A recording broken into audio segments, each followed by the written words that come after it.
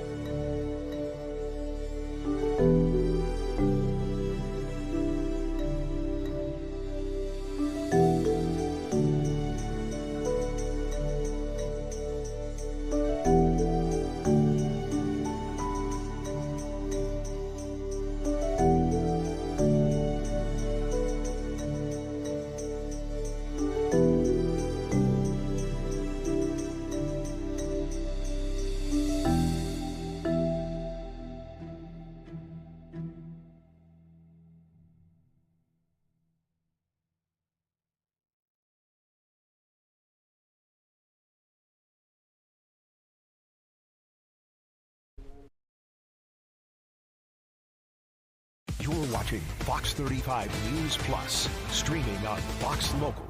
Well, good morning to you, and welcome into Fox 35 News Plus. I'm Garrett Weimer, and thanks for joining us on this Tuesday morning, live on Fox Local and on YouTube. Want to let you know some of what we've got going on for you this morning here on Fox 35 News Plus. We are going to have more on this conflict in the Middle East, Israel and Iran. Things really seem to be escalating there. Fox 35's Marie Edinger had the chance to speak with a man who just last week flew from Central Florida to Israel and now can't get home. So we'll have more on that coming up in just a little bit. Also, keeping the dream alive, one-on-one with Rick Workman, the principal investor for the Orlando Dreamers, trying to bring Major League Baseball to Orlando. Fox 35's Randi Hildreth yesterday had the chance to sit down and speak with Dr. Workman for a while. We're going to have a good portion of that interview for you coming up in just a little bit. We're also following a lot of developments out of Tallahassee, where state lawmakers were up late last night, finally approving a budget and sending that now to the governor's desk. We're going to look at that from a couple of different angles on what's inside, what isn't, and what some of those impacts are from that. So we'll have more on that in just a minute. But we begin with a story out of Orange County, where today Orange County commissioners are going to discuss 911 response times by the sheriff's office. This is based off an audit released last month, and the Board of County Commissioners are going to talk more about that at their meeting this afternoon. Fox 35's Morgan Parrish has the detail. Good morning. Yeah, so commissioners are going to meet today to discuss that audit that came out last month. Now, state law requires that 90% of 911 calls need to be answered within 10 seconds. And according to the audit of the Orange County Sheriff's Office, the Sheriff's Office actually had not been meeting those state requirements since 2021. And last year in 2024, just over 75% of 911 calls were answered within 10 seconds. Then in 2023, only right under 61% met the requirements. And in 2022, just over 66% of 911 calls were answered in time. Now, the audit also uncovered that the sheriff's office had been improperly recording the time it takes for call takers to answer a 911 call. For example, one call back in October of last year was reported as being answered in 1 second, when in reality, it actually took 54 seconds. So that's a huge difference right there. The comptroller says that he doesn't believe that this was done on purpose and that they are working together to fix the issue. Now, the sheriff's office says that it took the audit into consideration and is working on improving those answering times. We also know that the sheriff's office has held several recruiting events to bring more operators on board. So again, that meeting is going to be held today. We'll see if the commissioners discuss this and if they've come up with a new solution moving forward and what changes are going to be implemented. But for now, reporting in Orange County, I'm Morgan Parrish, Fox 35 News. And again, that meeting is scheduled for 1:30, so we will be monitoring that throughout the afternoon here on Fox Local. Also in Orange County, we were able to obtain some new body camera video that really shows the moments leading up to a deputy-involved shooting. You'll see a fight breaking out between a suspect and a deputy. Punches were thrown. In fact, Fox 35's Marley Capper reports that deputy was punched in the head at least 10 times. The deputy was actually taken to the hospital for head injuries. He's expected to be okay, and FDLE is now investigating this case, but the video is crazy. This all happened on June 7th next to a Save Discount store in the Pine Hills neighborhood. An Orange County deputy shot a suspect. It started when the deputy approached the suspect in a fenced area behind the store. He calls him over, but instead of talking, the suspect grabs a bag and tries to run. Then fists start flying. Take a look. Then the suspect throws not one, but two guns away from himself and the deputy while they're fighting on the ground. He eventually overpowers the deputy, punching him repeatedly in the face before grabbing both guns and tossing them over a chain link fence. Just as the last gun leaves his hand, the deputy fired 5 shots. One of the employees says the suspect was a regular customer until just days before the shooting. He was asked not to come here anymore because he got caught by stealing soup from our store. The suspect, 24-year-old Charles Jr. St. Fleur, survived. St. Fleur is now facing multiple charges, including aggravated battery on a law enforcement officer and 2 counts of possession of a weapon by a convicted felon. Reporting in studio, Marley Capper, Fox 35 News. Well, it took quite a bit longer than expected, but last night in Tallahassee, state lawmakers finally approved a budget. The 60-day session turned into more than 100 days, I believe, when it was all kind of said and done. But that final budget bill has now been approved and is heading to the governor's desk. So what's inside it? Fox 35's Amanda McKenzie explained. Critics have concerns over what is not in the budget and how that may affect shopping plans this year. Now, in several years past, we have had the disaster preparedness tax-free holiday weeks, one in June and another in August. And these have typically saved Floridians about tens of millions of dollars. But this new passed state budget eliminates that. So in years past, the holidays previously avoided a 7% sales tax on items like batteries, flashlights, generators, tarps, gas cans, smoke detectors, pet supplies, tools, radios, and even some food and water supplies. But now with it gone, one lawmaker says the state legislature failed Floridians, while another lawmaker says there are other tax exemptions that are now permanent. Giving Floridians the incentive to prepare their homes and businesses is a really smart investment. And this is a place where we should be helping Floridians out, and the legislature just not doing our job this year in terms of disaster preparedness and thinking about people's pocketbook. Permanent exemptions for the following items, which have been included in past sales tax holidays related to disaster preparedness: batteries, fire extinguishers, portable generators, waterproof tarpaulins. The goal was to save money, but also help Floridians. The back-to-school sales tax holiday will now be a month long in August instead of a week. The plan also includes cutting 1,700 vacant state government positions. For the 2025-2026 fiscal year, House and Senate leaders negotiated a spending plan of $115.1 billion, which is slightly lower than the proposed $115.6 billion budget proposed by Governor DeSantis. The budget now goes to the governor's desk for his signature. DeSantis has the authority to veto certain line items in the budget by July 1st, which is when the new fiscal year begins. Reporting this morning, Amanda McKenzie, Fox 35 News. Fox 35 Storm Team meteorologist Brooks Garner joins me now. And Brooks, more of the same today. More of the same, Garrett. Lower rain chance today, at least. There are some subtleties. It's going to be warmer, too. A good day for the beach. That'll be a place to find the sea breeze. Daytona Beach looking very nice. Highs there will reach the upper 80s today, and not really much of a rain chance. And I think at this point, a lot of us kind of need the rain, so we're probably kind of hoping for a few downpours here because with this summer sun angle, and by the way, summer officially arrives on Friday, we are getting some of the most direct rays from the sun. So if it doesn't rain every day, the grass dries up really quickly. Well, we've got a southeast flow today, high pressure right overhead, and so while we'll have a few afternoon storms, it's not going to be very widespread. Here's a look at future radar. We're going to see our first showers popping up probably 2, 3 o'clock, 1 or 2 spots. Otherwise, most of us staying dry for most of the day. Here's a look at the radar in motion, and by 5 p.m., that'll be our best chance in Orlando and around Kissimmee and St. Cloud for a couple of downpours. Unlike yesterday when most of it was to the north of Orlando, it looks like most of it will start to the south and then work its way up toward areas west of Orlando. So maybe by 7 o'clock, by dinner time, we start to catch some downpours around Claremont, maybe a clap of thunder near Bushnell in the Villages, and a chance here as we head into the later part of the evening, like just after dark, of some bigger storms developing around the Villages and Wildwood before they start to dissipate. So overall, the rain chance today is just running at about a 30% chance. Highest chances in yellow to the west of Orlando, where it's about a 40 to 50% chance. Lower chances even yet as you head closer to the Atlantic coast with just an outside threat, about a 10% shot. Now, part of the reason is that not only do we have high pressure overhead, kind of keeping the storms away, but dry air has moved into the region from the open Atlantic. Now, in this map, the pinks and the purples, that is a depiction of the higher tropical humidity levels. And they'll, for the most part, stay away from our region, at least directly impacting us, through the day tomorrow. But then on Thursday, we'll see a return to that deeper tropical humidity. You can see those pinks and purples setting up shop right over our region. And especially Friday, we should see some of the deeper tropical air pooling over central Florida, and that is the fuel for the fire.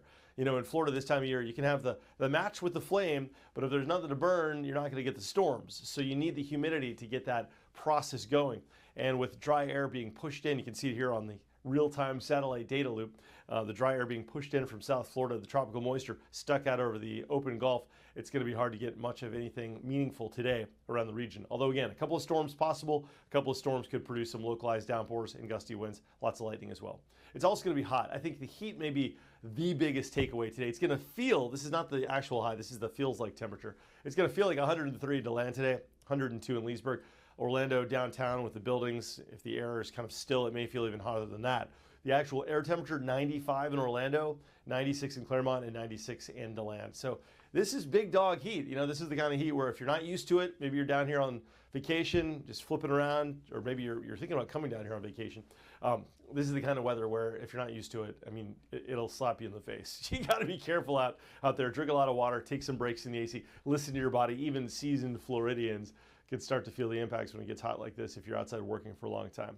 95 degrees next couple of days, and then on Friday, that is the official summer solstice, the first day of summer, the longest day of the year, and the highest rain chance over the next 7 days when rain will become likely with a 60% chance. So Garrett, this is the time of the year where there's not really much going on in the tropics. It's kind of the doldrums, and we look to our afternoon storms every day to provide some variety, and it looks like that will be a pretty low chance over the next 2 days. Well, we'll take the doldrums of nothing happening in the tropics, though. Yes, I agree. Amen times 1,000 on that. It looks like as we get into July and August, things will change very quickly. Yeah. Oftentimes when it's quiet like this, there's a big turnaround for the busy. All right, Fox 35 Storm Team meteorologist Brooks Garner, we appreciate you joining us. My pleasure as always. Thank you, Garrett. Give you a live look at downtown Orlando, and getting hot out there, but it is a beautiful view. We'll be right back with more Fox 35 News Plus after this.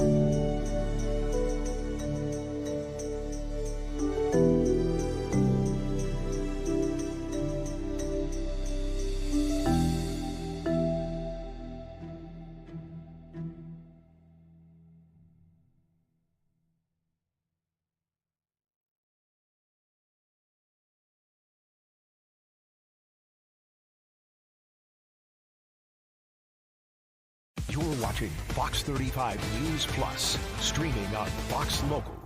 Welcome back into Fox 35 News Plus. I'm Garrett Weimer, and thanks for joining us on this Tuesday morning. We talked about the state legislature finally approving a budget late last night, and this morning, Florida Tax Watch released its 2025 Budget Turkey Watch report. So this is an independent review they do of the budget every year, looking at items that they say maybe circumvent transparency or kind of accountability standards within the budget process. Things that may have been added to the final bill without scrutiny, some pet projects for lawmakers, those kinds of things. They this year are saying 242 budget turkeys are in this year's budget. They total $416 million. But beyond that, they said they have concerns with about $800 million in this year's state budget. Most of the turkeys in our report are member projects that were funded instead of similar projects that went through some of these processes. The grant programs and prioritized, they also avoided these grant programs and prioritized selection processes. These include college and university constructions projects, local parks, museum and cultural programs, historic preservation, and local transportation projects. In some instances, the legislature did not provide any money for those projects that went through the processes and instead funded only member projects. This lack of a systematic review and selection process in some areas of the budget has become a real problem. Member projects show up in all manner of line items, and they move around, kind of, I think, signifying that they don't really belong anywhere. Not long ago, funding of these kind of projects was fairly rare, and now they've become standard. Every year, there's at least as many, maybe more, of these projects that are added to the budget. So in addition to what we've qualified as budget turkeys, this report highlights these other areas that contain numerous member projects but do not strictly meet our turkey criteria. But we are asking that the governor take a really close look at them, review them for their merit and if they fit the state priorities. These include, water projects, housing and community development projects, school and instructional enhancements, local law enforcement, emergency, and management and fire services. These additional projects total almost $800 million. Those are the ones that Jeff mentioned earlier. I wanted to talk a little bit about water projects, which is one of these type. The legislature has rightfully been putting a lot of focus on water in our state, which is very important. It's good. They created the Water Quality Improvement Trust Fund. They created this Resiliency Trust Fund for statewide flooding. A lot of good efforts that do what we talked about, having established statewide criteria that experts grade them, prioritize them, decide where the money should be spent. This year, they gave a lot of money to the Water Quality Improvement Trust Fund, the grant program. However, they used almost all of that money for member projects, none of it to go through the actual grant process. They even had to change the budget implementing bill to say they could do that because the statutes are pretty specific on what you can do with those grants. Property taxes bring $55.2 billion. And even if you increase the sales tax to offset it, it just doesn't work. So I think there are number one, but I think what we're looking at, and we'll be offering some recommendations, is first to try to level the playing field. We have Save Our Homes, which is shifted $1 trillion of property value to non-homesteaded property owners. So that's where small businesses, folks with second homes, renters, they're getting the shift, and some would say the shaft. So one thing we're looking at is how can we encourage local government to spend the taxpayers' hard-earned money more prudently, more efficiently, and without increasing value.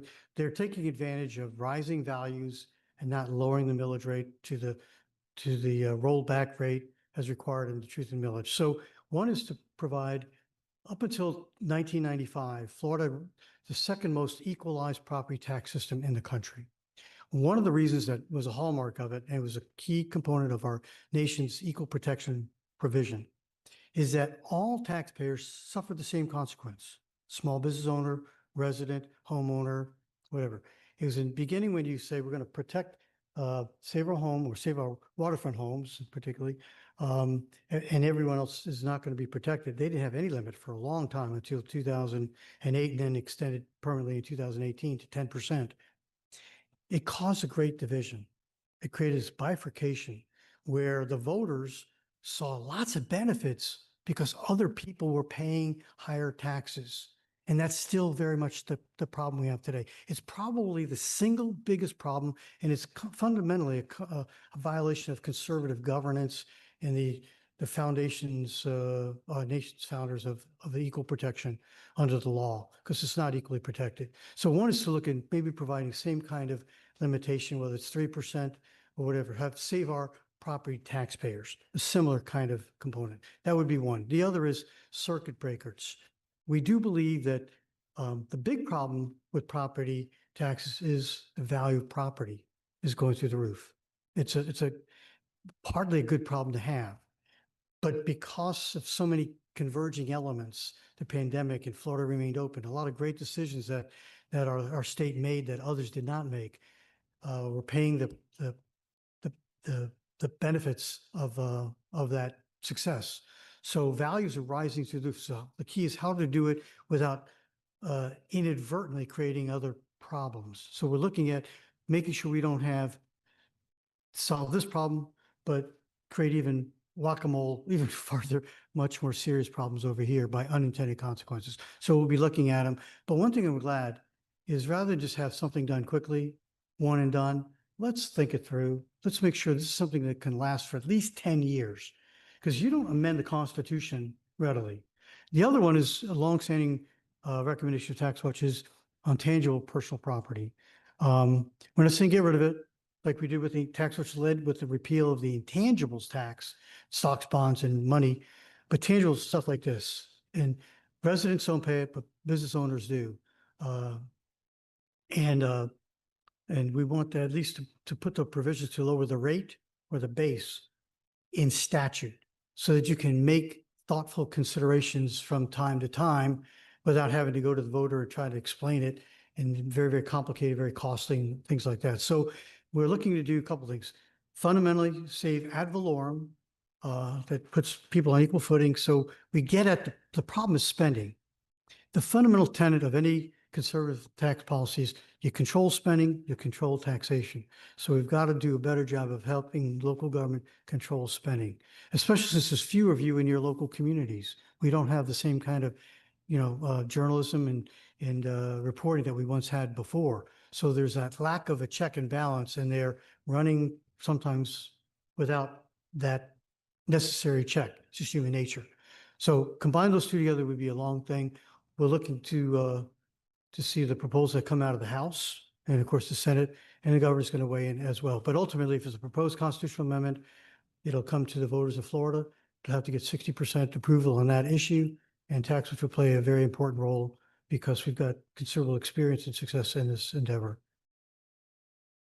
We're going to take a break here on Fox 35 News Plus, but we'll be right back.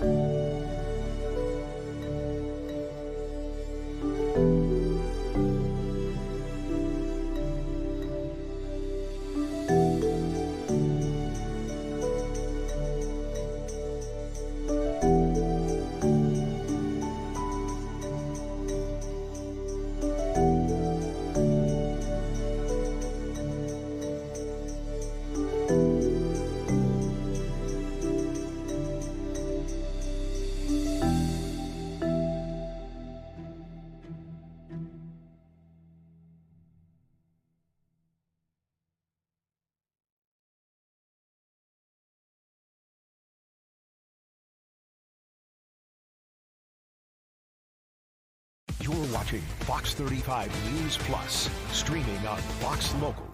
Live look right now in the International Drive corridor, or the tourist district of Orlando, where yesterday we heard from officials with the Orlando Dreamers speaking to the iDrive Chamber of Commerce yesterday about their push to bring Major League Baseball to Orlando and the plans to build a stadium in that district as well. Also yesterday, Fox 35's Randi Hildreth had the chance to speak one-on-one with Dr. Rick Workman, who is the president of the Orlando Dreamers, the anchor investor behind this push.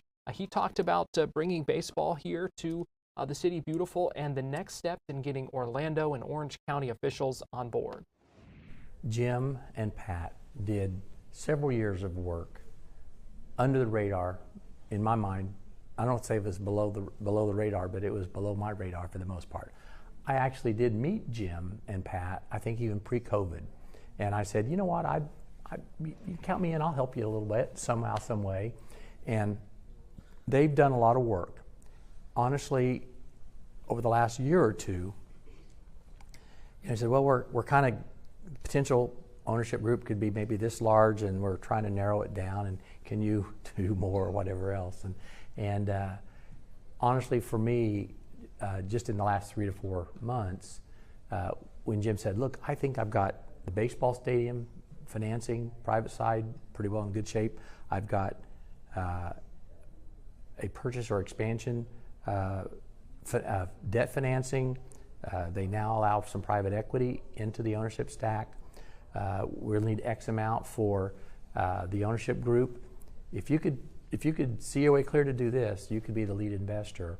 And I said, I can do that. So in that regard, that probably got us in the game. Since then, we've begun our outreaches to Major League Baseball. We're not oblivious to what's happening in the rest of the world, but we have tried to focus on being ready, getting everything ready to go to qualify for a franchise, should one become available, as if they couldn't get a stadium deal, as an example, or an expansion team, which we know that baseball is going to do. So I don't know if that's the second inning. We still do need to get the public-private aspect at least to some sort of a, I don't know if the word is a handshake or an agreement in principle, or have an idea that yes, we would support you. But to be clear, we have not yet given the mayor or the commissioners any of the details or the necessary financials that they need to look at. And so they're not necessarily behind, but as we've worked that up, we're close to having that ready to go. And so we've reached out. Hopefully meetings will occur in the upcoming few weeks, such that we could get an indication for them, and they could really get the story down in their own minds. And then what I do think is happening is that I think in the next few weeks, certainly in the next couple of months, baseball really wants an answer on what's happening in Tampa Bay. Again, that's a known issue. Their stadium, or lack of, is a problem. And I think, until they get that solved, they can't do the 2 expansions, and they want to do that. And this commissioner wants to get that done. That's a part of his legacy. And so, we could be, well, it's hard to say. We're in the middle of the game. I'll say it that way. And it's happening now. And we're doing all we can do, I think. At least up at home plate, middle of the game. I think so. A lot on the line. I think so. that yes, it is. And it's only been, it seems like, I don't know, 6 weeks since I call it, was outed as the majority owner or something like that, majority investor, whatever you want to call that. We all have day jobs, and we're honored and blessed to be in this position, but we would not be doing this if we weren't serious and believe that there was a very good chance that we can pull this off. And so we're doing this because we believe that it's possible, and we believe that when the public side, I'll say it that way, learns what we know and learns what we have and has available, and and so forth, that they can at least get to, man, if you can get that done, you can count on me to not disqualify your efforts based on what the public can do. One question about that with like Orange County, I know a lot of the conversation today was about getting that buy-in and getting that locked in. And you mentioned we have to get that information to the county for them to be able to. Is it more so we needed to have these conversations behind the scenes before we could present this to the Orange County? We needed to crunch the numbers, the delay in getting that to them. Well, the Dreamers, as an example, they've had to get their own equity stack in place. That'd be, myself and John Morgan predominantly, but there's going to be other investors. They had to get the stadium financing aspect done. Jim Snorf has done that amazingly well. That's in place, and that's a big thing. In other words, you have nothing until you have that. And now then, the next logical thing is to pivot and make sure we've got enough of exactly what we need to be able to go, as an example, to the mayor's office or to the commissioners and say, listen, this is us, this is who we are, there's a real chance of this. We don't need you to give us money in advance. We don't need you necessarily to tell us in advance exactly what all you may do, but Major League Baseball, in order to take us that last level of seriousness, is going to need to know that if we're awarded a franchise or we're able to purchase a franchise, that the stadium deal will include a public-private partnership, because that's an MLB requirement, not necessarily the owner's requirement.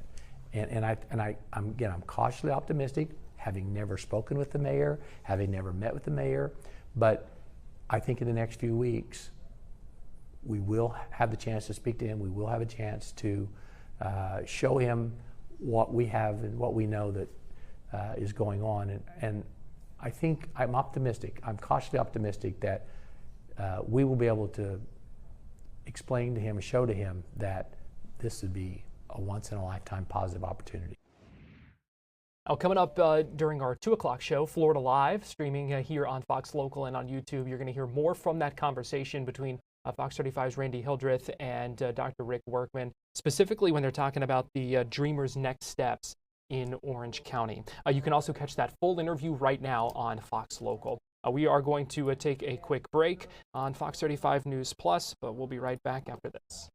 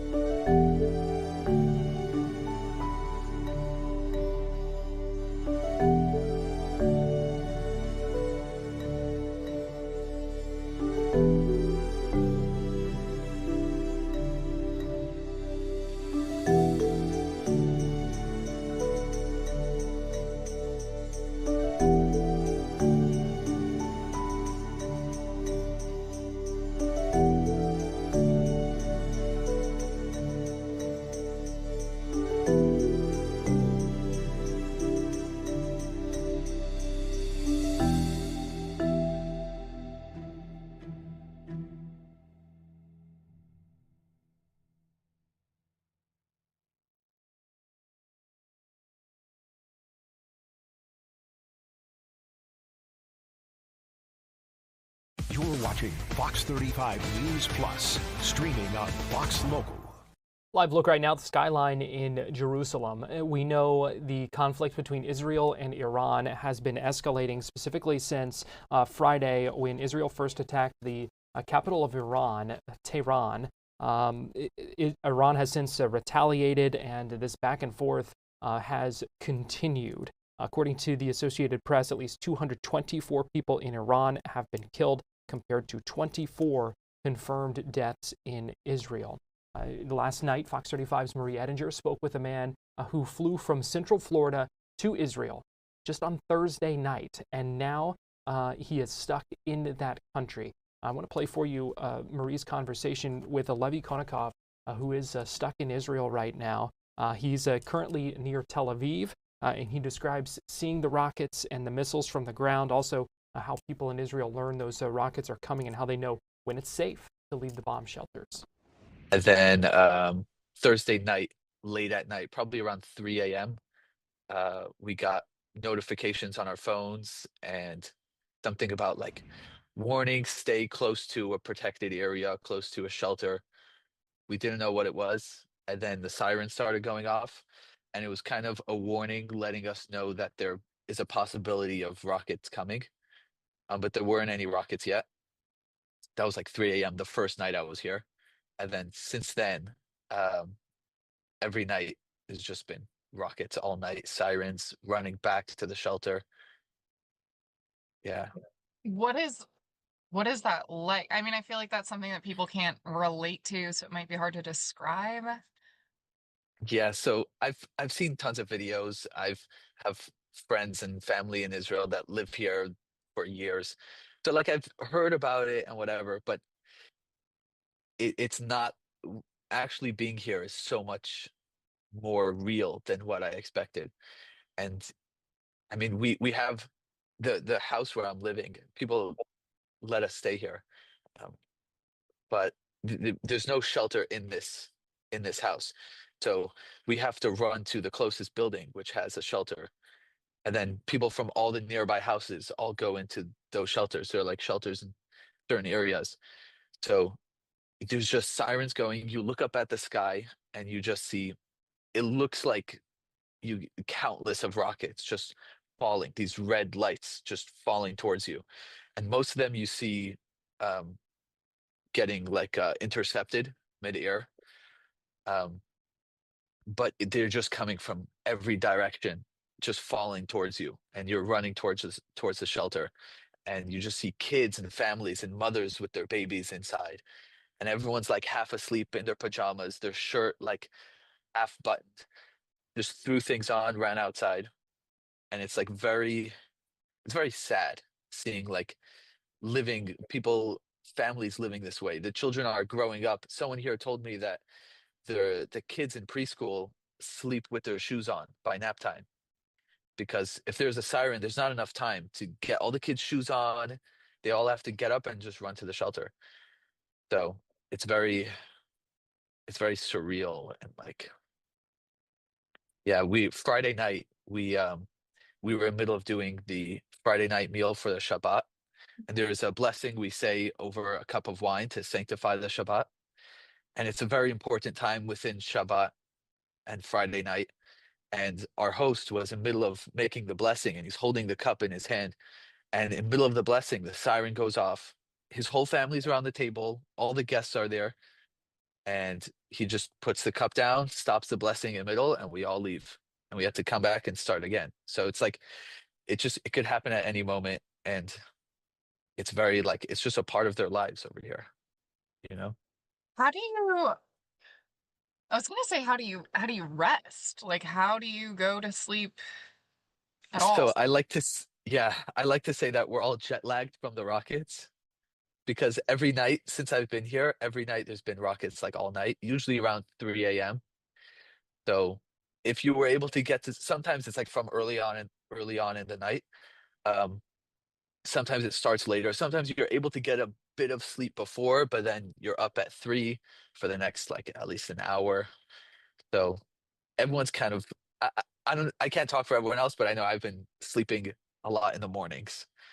just because all night we're like up, and I'm like kind of like used to it now. It's been like a good 4 days now or something. So it's like I'm kind of jet lagged from the rockets. It's interesting. Do you feel safe in the shelter? I'll tell you, my first time in the shelter, it was, I didn't think you would hear the booms. I thought like you're just in the shelter and you feel safer in the shelter because most of the danger is from fallen shrapnel and like intercepted rockets. So in the shelter you are safe, but it is scary hearing the booms. You hear the rockets hitting the ground, and everything shakes. The walls shake. They're loud like booms. So that's like pretty intense. But yeah.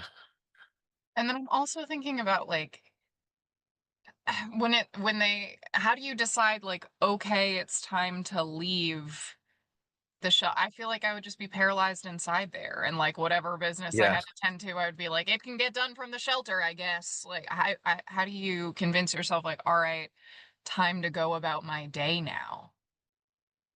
Yeah, so there's an app that everyone in Israel has. Like you have to have it on your phone. It gives you warnings and it lets you, while the sirens are going off, there's a siren coming out of your phone too. And they also give like kind of warnings before that they think there's a possibility of attacks coming.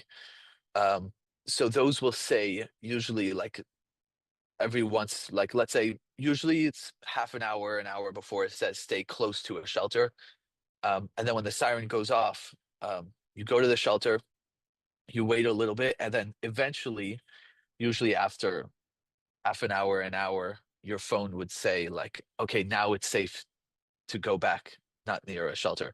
But besides for that, the shelter that I go to over here, there is someone that's working with the government. I think he's kind of like a paramedic, I believe, and he has like these radios with him, and he's getting like live information about what's going on. And while we're in the shelter, he's saying the rockets are being aimed towards, where they're falling. He told us last night, oh, it just hit the train station right next to us, about 800 meters from my bed. So he says a lot of times, he's like, oh, okay, that's the end of the rockets coming here. And he lets everyone out. He says like, yeah, fine to go. But it's very intense. But we've been seeing like a lot of rockets every night because I'm in central Israel, right near Tel Aviv and Bat Yam. I actually went to Bat Yam yesterday, there was some major impacts there from rockets, and I went there with a few other people, with the people at this organization here, to give out like food and sandwiches to the soldiers that are searching through the wreckage looking for missing people. And it was like words can't describe what it looks like over there. Like, I mean, the areas that were hit the hardest are kind of like closed off, and only the soldiers are there, people kind of like the rescue team. But you could see the windows in the whole area, like for blocks, all the windows are busted out. There's glass and just debris everywhere. The cars are covered in a thick layer of like dust. It's like gray. The windows on the cars are smashed just from debris and shrapnel falling through them. And this is like for blocks. And it's like it looks like it's like apocalyptic. A scary situation that they've become accustomed to in many ways over there. We're going to take a break here on Fox 35 News Plus, but we'll be right back.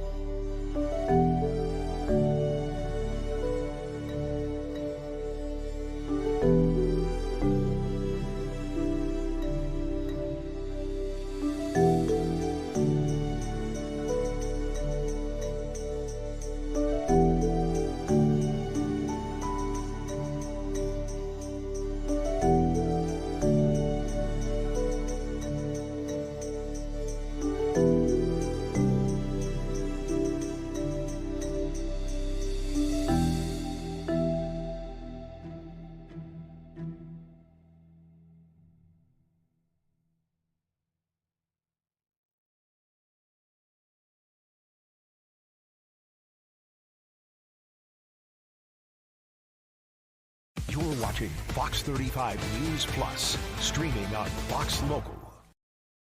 Welcome back into Fox 35 News Plus. I'm Garrett Weimer, and thanks for joining us on this Tuesday morning live on Fox Local and on YouTube. This morning, Florida Policy Institute held a virtual news conference to talk about the federal reconciliation bills. Some of those appropriations bills, many of these provisions, part of the big, beautiful bill moving through Congress. FBI was talking about their concerns about cuts to health care and food assistance in these federal reconciliation bills, and really looking at the impact on Florida families. They also touch on some of the state budget things. I want to play for you a little bit of this virtual news conference as they lay out some of their concerns. Endorse that with tax donations for the last 100 years. And again, this is an example of how healthcare should be delivered in the richest country on earth. We are the only industrialized nation in the world that does not give health care to all its citizens. The closest we come is with Medicare and Medicaid. This is a shame. The current leadership almost thinks, we believe, well, maybe they don't, but they're acting like they believe that if they cut the waste that we spend on Medicare and Medicaid, that we'll be more efficient as a country. Well, the disease doesn't go away if you cut the funding. This is also one of the few countries in the world where citizens actually lose their houses, bankruptcy due to healthcare costs. This is a shame. We can do better. We've done it at Jackson. We should be an example to this country and the world about how do we take care. Every other country on earth gives their citizens health care because it actually costs less when you do it right. If you offer prevention, wellness, access to health care, prenatal care, nursing homes, for example, in Canada are covered by their public health care. This is a way to take care of your citizens when they need you the most and not lead to profit and bankruptcy and many things that this country does that nobody else does. But this idea that the sickness won't disappear, pushes us to be sick and then be chronically ill. And these 5 chronic illnesses, mostly like, diabetes, heart failure, congestive heart failure, they suck up 80% of the healthcare dollars we spend in this country. And by the way, we spend more than anyone else per capita on healthcare in the world. I think the latest number I've heard is up $4.7 trillion per year. That number and those chronic illnesses will only go up if we take away access to our citizens and our residents for healthcare.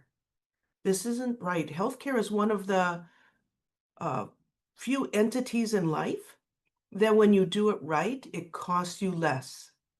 When you keep people healthy, prevent chronic illnesses, you spend less. That's a beautiful thing. Most of us have to spend more when we want a safer car, when we want a safer home and put in impact windows. Those cost us more to get better outcomes. In healthcare, when you allow access and you focus on prevention and wellness, you lower your costs. Our current leadership is misleading themselves and trying to mislead this country that they need to do these cuts to decrease the deficit. That's baloney. It will only increase the cost of healthcare in the richest country on earth. And it's a shame, I would say, that this is healthcare has become a profit-making industry. There are entities in this country that make more money, the sicker people are. That's where we will go if we cut Medicare and Medicaid and access to healthcare for so many of our citizens. The Affordable Care Act was a genius that this country fought hard to get. I hope we can maintain it. But Florida leads in access to the Affordable Care Act, and that should help lower our costs in Florida for healthcare, not to mention the health of our citizens and our residents. So this concept of, providing healthcare and access, doing away with that, limiting access to Medicaid is only going to be penny wise and dollar foolish, as they say. So proud to stand with all of you leaders on the screen and all of you listening in today to put pressure on our electeds to vote for their constituents' interest, not for the billionaires' tax cuts, but to stand strong and for this country to rise up and fight hard not only for democracy, but for healthcare to be expanded in access, not decreased, on the richest country on earth. And we should be proud, I hope, year after year to show improvements in the health of this country. There's no reason we should lead in infant mortality rates as we do. There's no reason we should have a diabetic lose a leg because they don't have access to healthcare and they don't have a clue that the wound on their leg is due to being a diabetic. We know how to give them insulin at 10 cents a vial to prevent a gangrenous leg and more healthcare costs down the road when a diabetic has to lose an extremity due to their disease.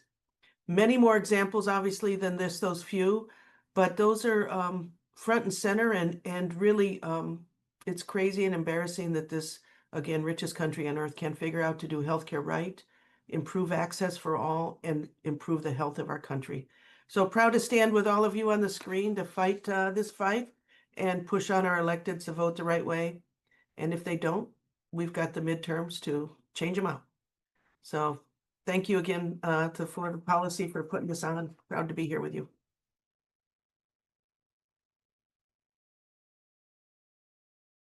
You're on mute, Sonia. Thank you. Thank you for joining us, Martha. Next up, we have Lynn Hearn, Legal Director at Florida Health Justice Project.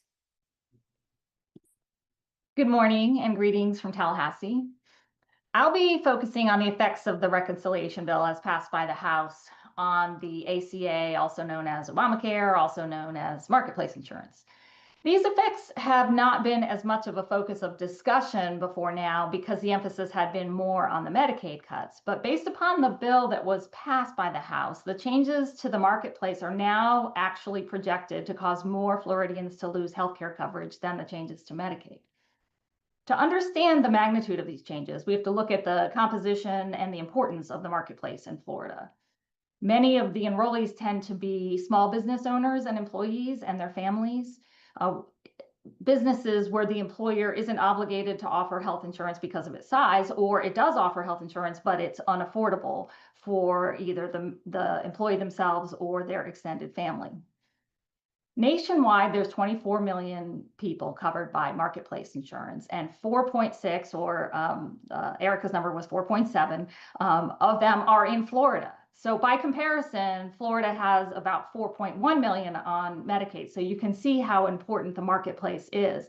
And although Florida is not the largest state in the country, it is by far the largest, has the largest number of marketplace enrollees. So about 20%, or 1 in 5 enrollees nationwide, are in Florida. Our enrollment has been rising steadily since 2020. And as I said, for the last few years, it has been the largest state in terms of marketplace enrollment. So Floridians are clearly hungry for affordable health insurance, and the availability of marketplace coverage has been a welcome answer to this need. But now there are two separate significant forces that are combining to negatively impact marketplace coverage. The first is not in the bill, and the second is what's in the bill. So what's not in the bill is the extension of premium tax credits. In 2021, Congress expanded the availability of premium tax credits to make marketplace plans more affordable. This has been wildly successful and been driving the increased enrollment in Florida and other places. As of today, the vast majority, more than 90% of enrollees in marketplace have access and qualify for the advanced premium tax credits.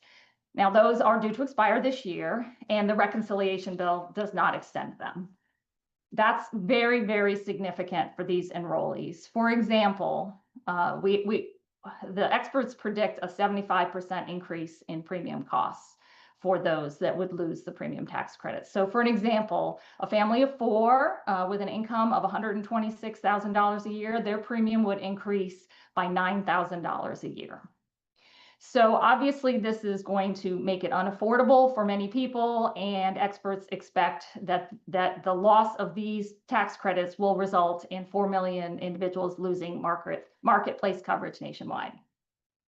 The second force, which is in the bill, which is actually a million individual forces, are a variety of cuts that are proposed in the bill. And I don't have time to go into any detail, but just broadly speaking, I'll mention 4 categories.